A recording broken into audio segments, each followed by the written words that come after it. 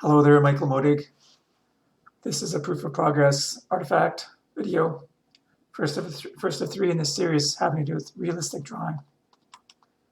These are the questions I'll be answering. The first is the general area is realistic drawing with a paper and pencil. The topic is actually lines, making lines. What I did was I made this drawing. We were at a dojo. They were practicing line dance. A dojo is a kung fu gym. There's some people sitting here in front of me on the right. There's some people holding the dragon costume over their heads. These are their legs. And then in the back of the room, there are some other people. And then along the room were the various pictures and plaques and certificates. And these are all dragon heads. It's quite a long room. And on this beam, they had a number of pictures of different sifus. So I was kind of playing with the perspective. What I learned, I need to talk about what I learned. Here I learned that this was too complex for me to handle. This scene was too complex. That was one thing. But another thing I learned was that, as my classmate pointed out, she said that my lines are very tight.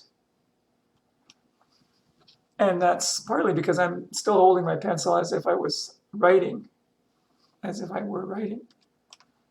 And she suggested I hold my pencil this way and also move my whole arm so that I'm drawing with my whole arm instead of just with my wrist. And also to make numerous lines, not just one line. Here I'm pretty much just making one line for each of these things. But what I could be doing is making a number of lines, like here, and then later on going and erasing the ones I don't need. And another trick that's kind of related is practicing making the shape with my hand first before I commit to putting the pencil.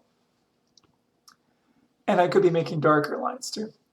So as a result of that feedback, I tried this still life. This was actually banana and an apple and a jar on top of this book. It looks like that's the cover page of the book, but no, all that stuff was on top of the book. Okay, so that's what I learned. What I learned about myself in terms of strategies. Well, strategies-wise, I'm going to start doing that whole arm movement for the drawing of lines, making several lines. Those are both strategies. And practicing the movement, trying to see the shape. Also, another thing I'm learning is to keep looking at the thing.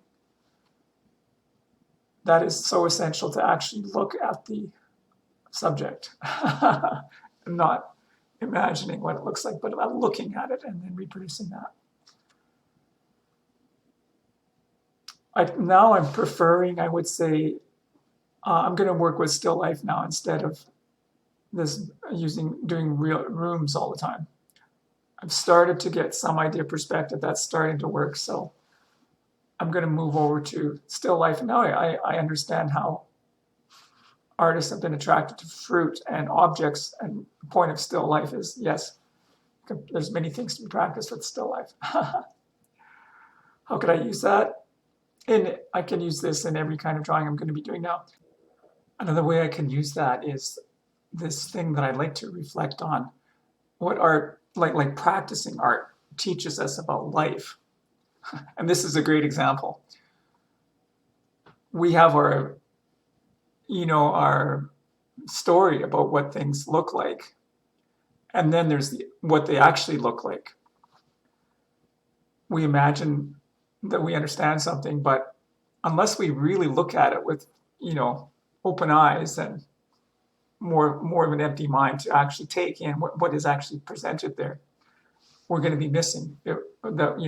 So for me, I want to try to use the underlying lesson of actually observing before I come to my conclusions. There's a lot to be learned by just watching.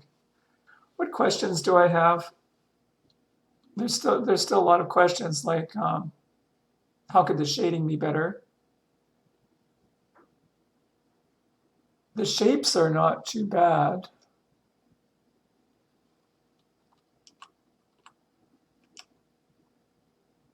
I don't really have any questions except when am I going to try this again is probably my question.